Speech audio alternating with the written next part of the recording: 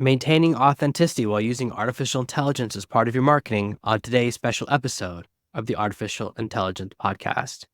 Today's episode is brought to you by the bestseller ChatGPT Profits. This book is the missing instruction manual to get you up and running with ChatGPT in a matter of minutes. As a special gift, you can get it absolutely free at artificialintelligencepod.com/gift or at the link right below this episode. Make sure to grab your copy before it goes back up to full price.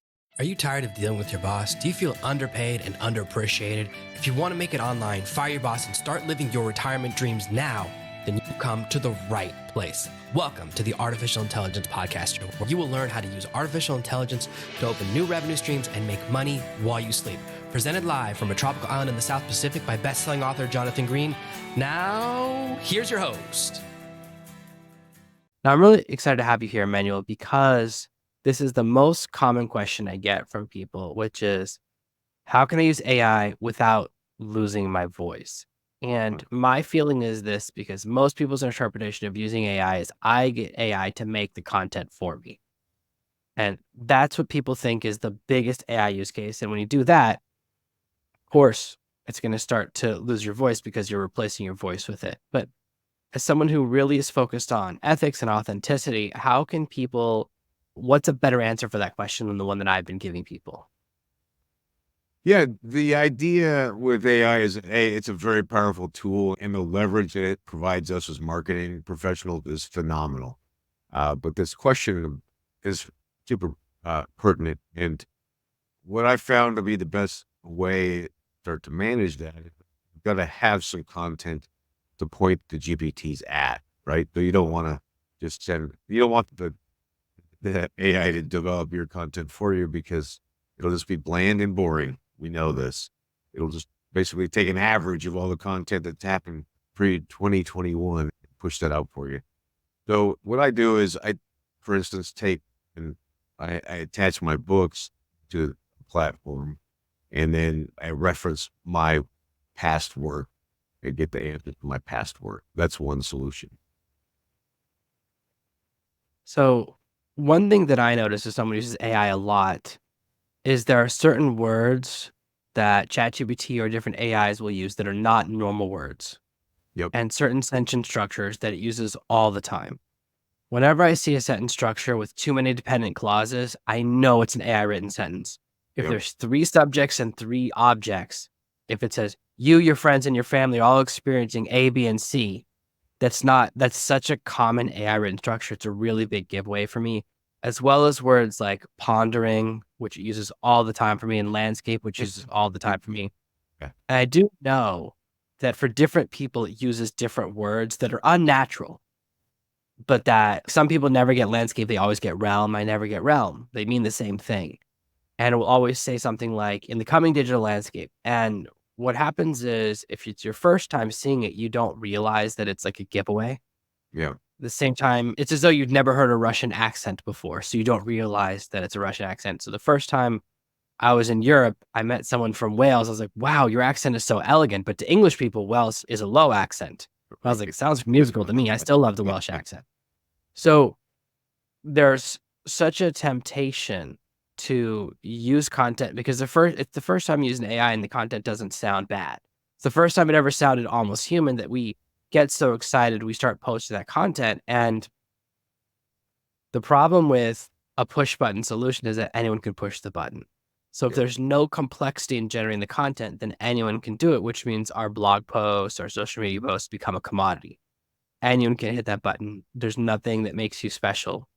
So if someone wants to create content or to maintain their authenticity, this is what I always hear, like, how do I maintain my voice? What's the secret? So if they don't have existing content to train the AI's voice on, if they're just starting out, how do they maintain their voice? What are some techniques they can use? Yeah, you've got 2 really interesting concepts there. One is, I agree, it's fascinating how many times the AI will put up a journey, for instance, like everything's a journey. Bespoke, which is obviously it's a British English word. It's not an American English word. And then also it is in the ever-changing digital landscape. That's another one that is just like constantly spitting out. I approach that issue by having losing words just like pay-per-click or SEO. So I traded to never use these terms. That's the first thing. Um, the second thing is I think that you have to create the content. You have to have a voice. So even if it's a 90-second video about who you are and what uh, your career, your CV, and what you see the trends to be for the coming year, like that 90 seconds is a start, and it is enough to get initial push of content. So I find that a lot of people use phrases like replace myself with AI. And these are the people who use it the worst because they will generate AI content. Mostly they think of AI as a content generator, not as any other type of tool. And they publish stuff they haven't read. And this is the reason my LinkedIn feed is so terrible. LinkedIn used to just be pictures of people at conferences I didn't want to go to, networking events that look uncomfortable, meetings at always the Hilton by the airport. It's whatever hotel it's the one by the airport. And now it's a lot of AI generated content that the problem I have is that it's lazy. So I don't mind AI generated content if it's good. Like I'll read an AI generated book if it's good. I don't care. And I'm an author, right? It doesn't matter to me. It's about the quality. And most people see, and the reason they're so worried about losing their voice, they go, well, everything I see written by AI is obviously written by AI because it's bad. And when I create content, one of the rules of thumb I have is that the content should be at least 51% you. So if I have an AI generated post, then I'll read it and rewrite it myself, and then I'll make a video from it. So the video is me. Or if I'll write the rough draft and say, take this 10 bullet points and turn it into a post. So it's either the first half or the second half is me. It's when you have it completely written by AI. And I've seen recently more and more people like how to get AI to automatically write all of your posts all the time. And you don't have to do anything. It completely automates your social media. And what happens when you do this is that it's the purpose of social media. There's a social element, right? The connection element. As soon as you completely remove yourself from the equation, then it no longer is serving its purpose, right? You become a vampire who's living off of social media until people figure out what you're doing, right? And then they'll kick you off the system because it's like you're stealing electricity without the meter running. You're participating, but you're not giving back in the way that you're supposed to. So my biggest problem is that this type of training, this proper perspective is what's leading to all of these problems. So if you tell everyone this is the way to use it, people who see that go, I would never do that because my voice matters, my relationship with my customers matters. And you're guaranteed that it's going to post something that you wouldn't post. Like as soon as you give AI unfettered permission to post and you're not checking or maintaining, it's going to post something you regret. It's just a matter of when, not if. But I feel like the problem is before the AI, it's the core mindset of, I want AI to do the work and I don't want to participate at any level. I just want it to do everything. I think that is a separate from the AI issue. It's the same thing as if you hired a VA to run your social media, I'm just never going to check anything. You're going to get the same type of surprise eventually once they realize, oh, he's not reading anything. So the quality will diminish. I've learned this myself. So from a core level, what's the right mindset about someone using AI? What's the right approach if it's not replace myself with AI? You brought up an interesting point. It's this fundamental laziness in humans where we want to have the success without having to do the work, right? This is an old problem. The Chinese have a saying that says everybody wants to shoot the bow, but no one wants to pull the string. So we're in this new piece of technology, right? Where it's like everybody wants to be the influencer, to be the subject matter expert, but nobody wants to do the work. I wouldn't say nobody, but most people don't, right? So it's important. You have to go back to philosophy, what you believe our purpose on earth is, and I believe to create. And you're an author, taking the time to sit down and think about what your contribution could be, how you want to say things. Could be as simple as a blog post. That humanness in the blog post is the differentiator. So it's a philosophical perspective. To me, I believe that the highest use of AI right now is in editing and summarizing and repurposing content, right? Like I took a 3-day set of notes from a strategic planning session that I helped run, and I was able to summarize that 3 days in the push of the button. Of course, it's about C- words like you're talking about, and then I have to go in and clean it up and make sure that the hallucinations are skimmed out and that some of the things that I wanted to make sure were there. But it took what would typically be a 4 or 5 hour project, and it turned it into a 15-minute project. That leverage is powerful, but the humans still had to produce the content in order to get the benefit of it. Something really recently that's very interesting that happened is there's been a massive exodus of artists from Instagram because Instagram recently initiated a policy that says you can opt out of them using your art because people use Instagram for their portfolios to train the AI. Yep. And what happens is you fill out the form, they send you an email and goes, oh, none of your stuff is detected our AI, so we're not going to do anything.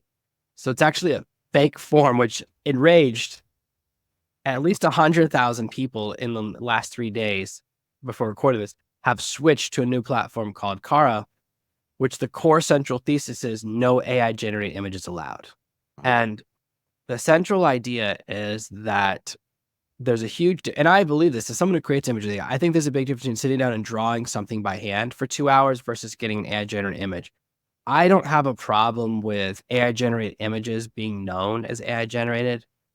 And I think that in the same way that like we consider sculpture and painting different art forms, we need to find a new definition for I generate AI images. It's not the same thing as, and it's fair enough if it's not even called an artist. It may need a different name because you're driving the AI and it Yeah. falls into a different category. But there's this thing where creators look down on AI generated artists. And I think the reason for that is the element of deception. If you're creating AI generated art and you're honest about it, I don't think anyone gets upset. If you go, all my art's AI generated, this is AI generated, that's fine with me. And when I create AI generated art myself, which I do a lot of, I always aim to entertain. So for every one of my posts on LinkedIn or all of my header images or all my podcast images, it's always meant to not be realistic. It's never meant to make someone think, oh, that's a real photograph. So it's a picture of me riding a dinosaur on the moon. It's always going to that next level. Whereas if you think there's a point at which I go, hey, listen, if you think that's real, that's your fault. I'm not even wearing my kids saw the picture, you're not wearing a helmet. And so even my 5-year-old goes, there's something wrong. I go, they detected something wrong, even though the dinosaur should have been the bigger giveaway. Cause I was like, oh yeah, that's before I met your mom. This is my last job. And they go, no, wait a minute. But I try to create that as my line of it's there. And there's one end of the spectrum where people are creating these amazing, super realistic images, which are very artistic and skillful, which are hard for me to recreate. And I love that. Yeah. The other end of the spectrum, there are people who are very lazy with their AI generated art. And I think both things cause different problems. Obviously, AI generated art just means it just looks like clip art. And so it's causing one problem. And the other end of the market where and this is what's cluttering Etsy and a lot of other stores where suddenly all this AI generated art and AI generated prints is for sale. But it's a very gray area because you're selling something that you don't own, that nobody can own because you can't copyright an AI generated image. That's the current law. Yeah. When people are starting to create 2 tiers of perception, which is this is content created by a human and this is content created by someone who is using AI to deceive you. And for image generation, I have a strong opinion, which is you should just tell everyone you should create images that are non-realistic, that are very like MC Escher-esque. I like that stuff where you're going really creative. I don't really feel the need to mislead. And I think that's creating a negative perception of art, which is why artists are switching platforms. They're using tools to block AI from training on them, which I understand why they feel that way. Now, I'm someone who's a victim of this. So if you say, write like Jonathan Green at ChatGPT, it will write in my style because it's imported my books. I didn't upload them in the training for ChatGPT 3.5, which got pulled into ChatGPT 4, which I'm sure is in 4.0. It goes, oh, I've read Jonathan's book. Here's his writing style. So the thing that you do manually, that's why I was originally trained the AI. And I found out I'm already in there. Anyone can do it, which means now my voice is a commodity. So my writing style, which my special unique sauce, is now out there. So I understand artists feeling the same way, which is, and my feeling is, can't put the genie back in the bottle. I can just adapt to it. There's no way I can sue them and make them take my voice out. It's like, that's never worked. It didn't work 30 years ago with musicians who didn't want their music online. And it's not going to work now. So I don't think you can push against the force of inevitability. But when it comes to written content, that's AI content, like I have to deal with the perception, especially as an AI person, that, oh, all of Jonathan's content is going to be AI generated. So I have to push against that and be like more authentic and over calibrate to go against that Right. to make it, no, this is really me, or these are all things that I'm doing and showing very clearly. Like in my book, whatever ChatGPT is writing, it's in italics. And if I'm prompting, it's in bold. I'm like, there's no way you don't know Nice. that's AI generated content because it's in italics. Yeah. There's so many people who are trying to use AI generated content. They don't want people to know. What do you feel is the right ethics about that and the right way to use that in your content creation? Is this the right place to be? Because eventually you're going to get caught. Always. Because AI detection always has a larger budget than AI creation. That's what there's two things that you bring up that's interesting. One is I use a platform called Avia.ai, and it is secure and encrypted.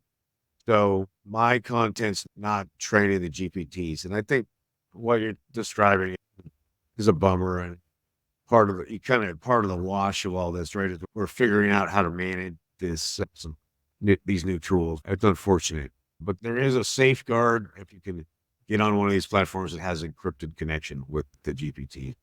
So that's the first one. The other thing is that it does become a marketing avenue. So if you feed content to the GPTs purposefully, then you will be it's part like a big search engine, and eventually some things can get found that way. I think this idea of identifying AI generated content, I think is important. I think we're going to see the feds are going to be bringing legislation at some point to manage the deep faking that we know is possible. We'll have to have some kind of watermarks or some governing body. They will at some point get their arms around this to help manage it on the legal level. The images and all that stuff, I think, is way more complicated. I don't see a clear and simple path through that. I'll tell you that I do believe that the point of art is to trigger an emotional reaction. You described your kids having an emotional reaction to your dinosaur work. So at the fundamental level, whether it's an AI generated super realistic image or it's an illustration that looks like it's hand drawn, if it triggers an emotional reaction from somebody, then it's done its job, right? From my perspective, I don't have a hard and fast moral feeling about having to label anything that's been AI generated that's imagery, because if it doesn't impact people, it's going to be irrelevant fundamentally. Yeah, I think my perspective, and I'm just working through this in my mind, is that I think of AI generation as a new medium. In the same way that if you take a photograph, you don't, and you say you painted it, that is a lie, but it's unnecessary because there's people that can take a picture I can't take. I've tried. Sure. Photography, it's so hard to think of it as an art until you try and take a picture and go, why does my picture look the same? I have the same lens and all that stuff. So I know there's that there. So that's my thought, is that it becomes a new medium and you just describe it that way. And the same, oh, I painted that or AI generated that. And once we create that as the language, I think that mostly solves the problem. I don't think there's anything wrong with AI generated images. I just think there's wrong if you say, I painted that when you didn't. And I think that's why artists get upset, because maybe it's stolen valor or something. And they're like, I spent 10 years in art school and you spent 2 minutes. And I understand that feeling completely. And I also feel like whenever I see an artist create an AI generated image, it's always better than what I can do. There's always something about their spark, their ability. They can look at it and tweak things. They can do other things, or they'll take that image into Photoshop and tweak some stuff that I just can't do. So there's something else there. And I think that you're very right about the idea that the purpose of art is to create a reaction. So my biggest feeling is that people are so caught up in content generation, which is, in my opinion, the worst use case of AI. AI is so good at analyzing data. The biggest use I have first is organization. So sorting emails so I know which emails I should look at because I get so many. That's such a good use for it. Organizing and finding a missing file. It's great for that. Scan on my hard drive. Tell me where the file about this is. Those are so useful compared to anything else, because everyone loses files all the time. I saw a study recently that said we spend like 20% of our time looking for missing files. I was like, that sounds about right for me. But I think that we get so caught up in this use case that's not very useful. The thing that's really helpful for me is when I'm running a paid advertising campaign. I was having a discussion with a friend the other day. He was running a paid ad campaign and he's, I said, change this and tell me how it works. He goes, it's still failing. I said, send me a screenshot of your stats. I am really bad at knowing which number you divide by the other to get a percentage. I always know it's one or the other. I can never remember which one's on top. So what I love to do is I'll send the screenshot to ChatGPT. Go, here's a screenshot, analyze these 2 ad campaigns. And the new ad campaign, well, it wasn't great. It was performing 3 times better. And I'll say, what percentage better is it? And it was still underperforming other stuff, but I was like, it has improved. Here's how much it's improved by. And that makes you sound really smart when you can give statistics. But For sure. I use it for that all the time. I'll look at 2 ad campaigns and sometimes you'll say, this one spent $120, this spent $70. And it's hard to for me to, just look at those by eye and tell if they're what the ROI is or what the cost per impression or cost per click is, and to see which part of the campaign's not working. So that part of data analysis, which I know falls into one of your areas of expertise, which I want to talk about next, is that it's so good at that. It's so good at the objective stuff, which is analyzing that. That's really helpful to me. And that's where I find it's always fast. It's super accurate. It helps me with data analysis. So I can send a screenshot of, here's my analytics for the last month. What are my opportunities? Like, what are things that could be doing better? And what's the content that like nobody likes? Stop doing that and use that as something else. Use that time to something else. Like, it can give you that analysis, which is very hard to do because when you look at like your own social media posts, you go, this one didn't get as many clicks, but I liked it more. It gets affected by your emotional reaction. So what's your approach to using AI as far as data analysis, as far as paid advertisement, as far as that part of a business? Well, yeah, when you think about it, like that's the highest and best use, right? That's what the computer is able to churn, software is able to churn that data, push output way quicker and way faster than somebody like me, a philosopher and a content creator. So, that's I think the highest and best use. And I think we're going to see a blend coming, even just in this conversation. If you were to take that use case and then you say, why is this one performing better? And generate 15 ads that will take advantage of the areas that's performing better. And then when it's all connected up, then the machines are starting to run and you're not having to do any of the input. So we're in the middle of this flow and we're having these opinions, assessments, and we're trying to figure out how to use this tool. But the math and the assessment, the analytics of raw data, huge amounts of data, is really the phenomenon that it's its best use. There's this really common mistake people are making, which is to trust without verifying. And I'll give you a really specific example, something I run into all the time. I have to, when I'm setting up integrations or connecting to things, I always have to convert stuff into UTC time zones when I'm like connecting to things, and I never know how to fill that in. I used to have to do it manually. It would take me forever. So I'll say, here's the date, convert it to this format. And ChatGPT almost always messes up the date by one day. So I'll connect it, it'll go, there's nothing found there. And I have to go back and look. So even at that like simplest level, there's a mistake there. And we've seen with Google's AI, it happens all the time. Like, it's always got something going on. So that's why I don't use their AI tools, because they just keep dropping the ball. But it's the same thing about, you're not like in college, you're not supposed to use Wikipedia as a source because it's not a real source, because there's no one name behind the article. It's anonymous. We have this thing happening now, which is that we just get content. I'll give you a very specific example. I was trying to look up when Next was acquired by Apple, which Next was the Steve Jobs company, started in 1985 after they fired him, whatever, or he left. Who knows what really happened? It's murky, but I got 3 different dates from Perplexity and from ChatGPT. I was like, which one's the real one? And then you go to the source. And I was like, the source they're using is Wikipedia. Right. Wait a minute. So even something as simple as that, you have to go a couple of layers deeper to find out. So what do you think about, what's the right process, or the process you use for trust but verify? It's the best way that I can say it. I think that's, again, it's a fundamental behavior of a professional, right? That if I'm going to publish something with my name on it, even if it's just a blog post or a Instagram post, I want it to be accurate. And there's some commands around when I write a prompt for the GPT, and it'll say, do you understand what I'm asking you to do? And then that way, at least there's a double check in that system. And then always to ask to cite the sources is the other thing, so that you can click through that link and get in there and double check that it's an actual thing, because that, especially chat, I think the hallucination on case studies, and when I've tried to get examples of things, it makes it up. It's summarizing some stuff, and it's not even a real company. You have to dig into it in order to be accurate.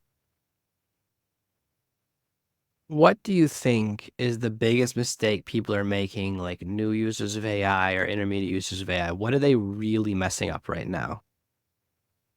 I think they don't have a plan, right? Like, now you and I have been using these tools enough. It's like I need a video editing tool that can take an hour's worth of video and make clips. So I know that's the outcome that I need to do. So then there's a number of different websites that list the variety of tools. I can go in there, I can go to the video section, look for the clipping software, try 3 of them, and then implement some. I know that prompt writing is probably the most important thing with generative AI right now. That I've got to be able to ask specifically for what I want out of it. And I don't have a prompt writing brain, so I get help to write the prompts or to get feedback on prompts before we even get into the act of generating content. So it's really about that clarity about what am I going to use it for? What's the outcome I want to produce? And how am I going to trigger this machine that is not a human? It's amazing and it's cool, but there's a structure that I have to work within in order to get the best output in the most efficient time. You brought up something I think is really important, which is that a lot of times people treat AI like a hammer and now they're in search of a nail. So they're like, oh, I Right. have this tool. Now I have to find a problem for it to solve, because it doesn't solve every problem and work in every use case, but this desire to use it. And we're seeing this, like a lot of companies are like, oh, I have to use AI. Why? What do you need it for? Same thing Right. that happened 20 years ago when everyone's like, I need a MySpace page, then I need a website, then I need a social media site, then I need an SMS website. Or I still meet people who say that they need a Web3 website. And I always say this thing, go, what is that? I don't know. I've never put on, not since the 1990s when you could rent virtual reality goggles for 3 minutes, have I put on one of those headsets. So I don't know that how's a virtual reality website different from a regular website? I still don't know. No one can ever explain it to me, but everyone's still saying that. So I feel like there's this desire to use it because it's trendy, but you're not sure if there's use case. So I think that's exactly what you're saying. I think that's very good, which is that figure out the planning first. And people are always surprised that I'm so analog. Everything I do is written in notebooks. Like, even when I'm creating an AI or automation structure, I write it down in notebooks with different colors to plan it out, because it's the most important part. The planning is more important because that's where things collapse. If you have a mistake in the plan or a missing step, that's where things fall apart. And I think it's really important for people to think about that step you mentioned, which is, okay, what's the problem I'm solving? Then what's the right way to solve it, which is then you look for the tool. But right now, a lot of people are grabbing the tool first and then looking for the problem to solve. And that always leads to, I better hammer it since I'm holding a hammer. It is a bubble like all the other bubbles we've had since in the recent time, and it's getting a lot of attention, and it is phenomenal and super interesting and amazing ability to generate all this content and um, use it for video, take the video and make a transcript, turn the transcript into another video that's a different type of video, and being able to call and use a voice AI to answer the phone. Things are all amazing. It's all the stuff we've seen about in the movies and TV shows since the 50s.